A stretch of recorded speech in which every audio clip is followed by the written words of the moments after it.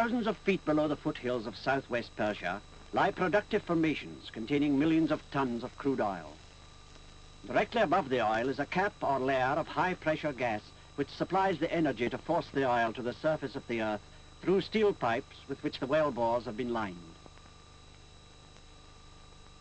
At a well site, when drilling is in progress, one can see the neat stacks of drill pipe and casing close by the familiar tall derrick. The derrick is required in order that long sections of drill pipe and casing may be raised and lowered in the process of drilling the well. On the derrick floor is the hoisting gear and the turntable which grips and rotates the drill pipe. Immediately below the derrick floor is the well cellar, open-sided for ease of access. The cellar contains the top of the casing on which the wellhead is mounted. This wellhead consists of a master valve and a number of smaller valves which control the drilling fluid and will eventually control the oil when drilling has been completed and the rig has been removed.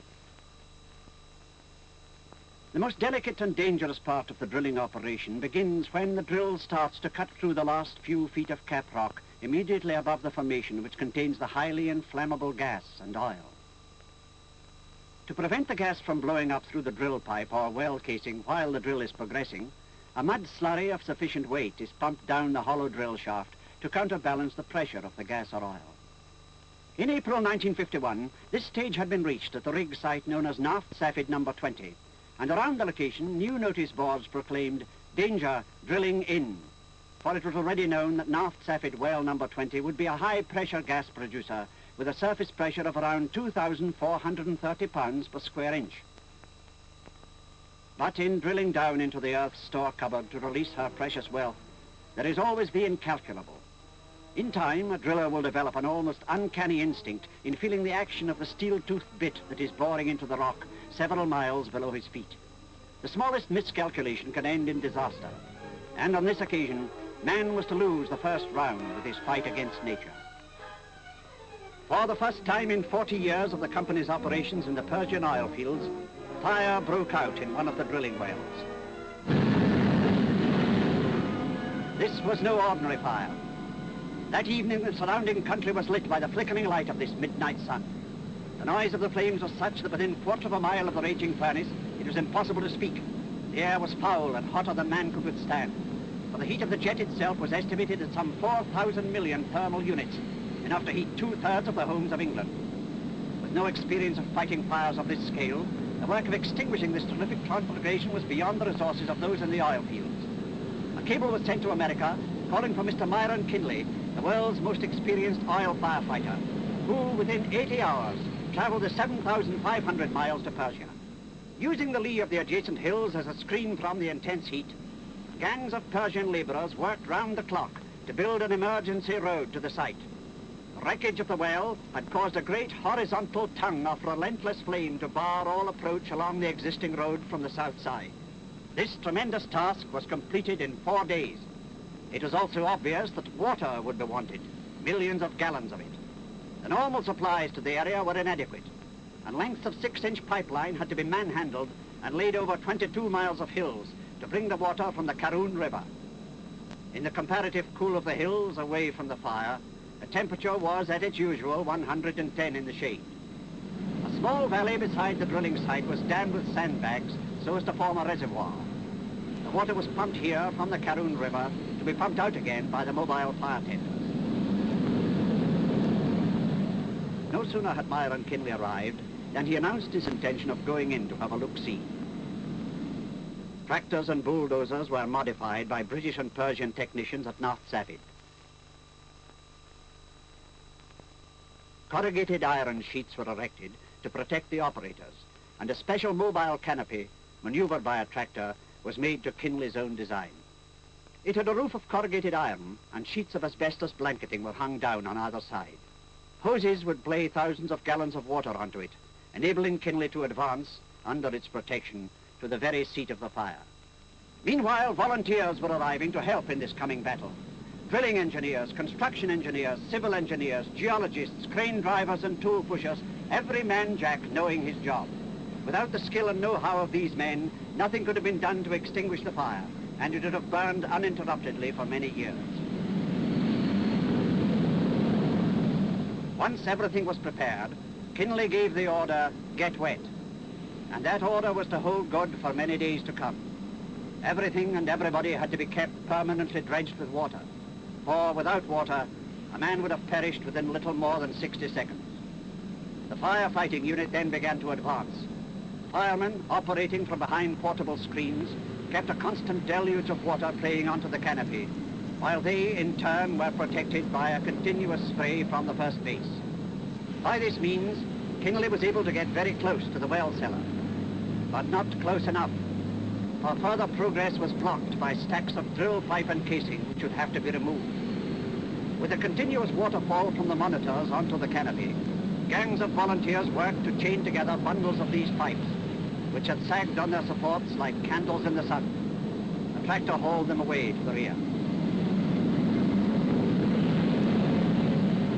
It had been decided to blast away the collapsed derrick and torn debris of the control gear that was spreading the flames round the well cellar. Now that a path had been made, it was possible to decide just where the charge would have to be placed. Again, the resource and experience of Byron Kinley were called upon for this seemingly impossible task. He decided to place a 40-gallon oil drum containing the charge into a water-cooled tank. The drum to be so positioned that the water in the tank would form a cushion and help direct the blast in the required direction. The 400-gallon water tank was welded onto the end of a long length of piping, which in turn was attached to a bulldozer. All this equipment was assembled under the canopy within some 20 yards of the fire.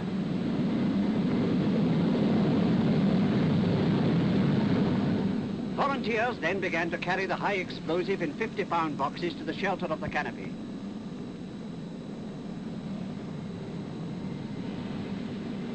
With an air temperature of 240 degrees, it only needed one man to trip and fall, and many lives would have gone with him. While the firefighting party were being evacuated from the site, the field superintendent himself packed the charges into the drum. The bulldozer then began to push the charge on the end of the pipe towards the well cellar, and the exploder was prepared for firing. The force of the explosion was to blow off the top of the wellhead and release over half a mile of 4.5-inch steel drill pipe lodged down the hole.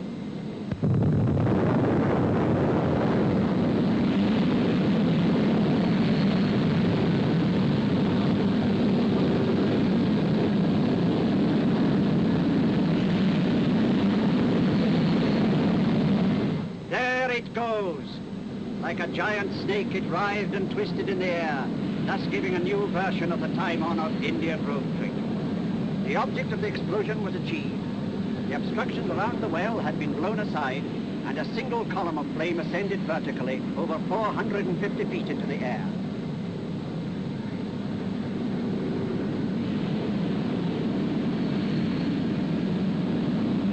It was now possible to approach the well from the original road, and all the firefighting equipment was brought round the back of the hills to the new site. More pipeline for water had to be laid, and a new dam constructed on the south side. By May 22nd, it was possible to pump thousands of gallons a minute onto the well cellar. Kinley had decided that the second stage of the operation should be another explosion, or bomb, to blow out the flame itself by blast. In doing this, a considerable danger existed of the gases reigniting on contact with the red-hot wreckage in the vicinity. Billions of gallons of water were sprayed onto the ground surrounding the site in an attempt to lower the temperature of the metal. Meanwhile, a second canopy was brought up, this one to hold the new bomb, which had to be suspended in the air some 10 feet above the gas outlet. A 500-pound charge of gelignite was placed in an oil drum, attached to the front of the canopy, and maneuvered towards the flame under a deluge of water to prevent a premature explosion. When the plunger was pressed, the flame was snuffed out like a candle.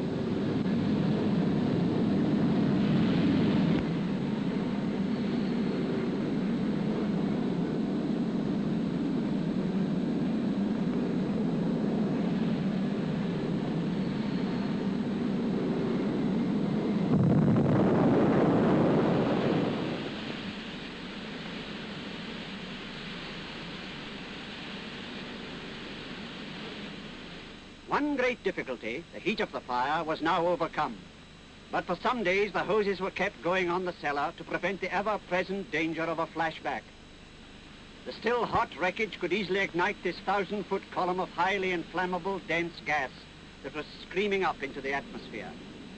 First, the cellar itself had to be enlarged and excavated deeper to allow access to the casing. A full inspection of the site could then be made for the first time, 27 days after the blowout. Then began the long and difficult business of capping the well with its tremendous pressure of escaping gas.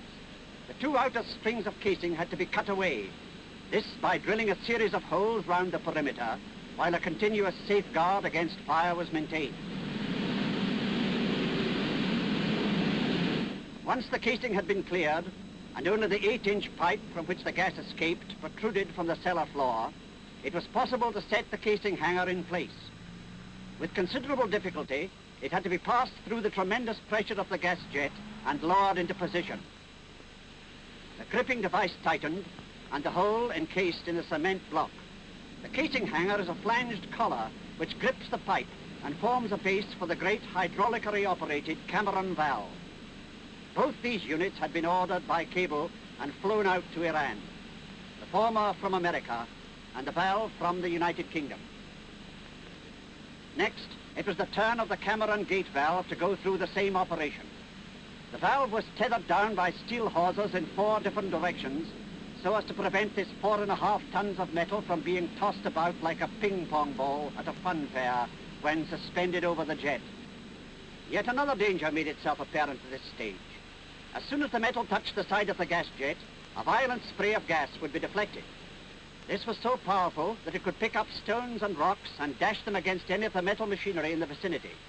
It only needed one small spark from a stone, and all those working on the site would have been engulfed in flames.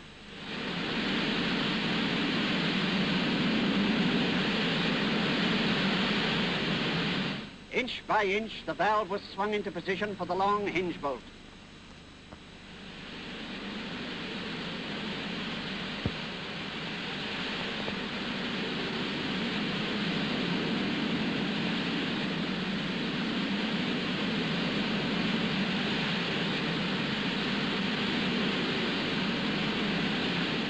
Once the bolt was in place, the valve was maneuvered over the jet, allowing the gas to rush upwards through its open orifice.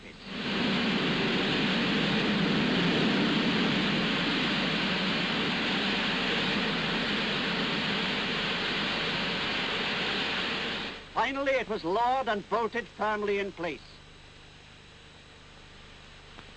At last, the moment had come. Gradually, the valve was operated. The screaming roar became a whine. The whine became a whisper. And the whisper became silence.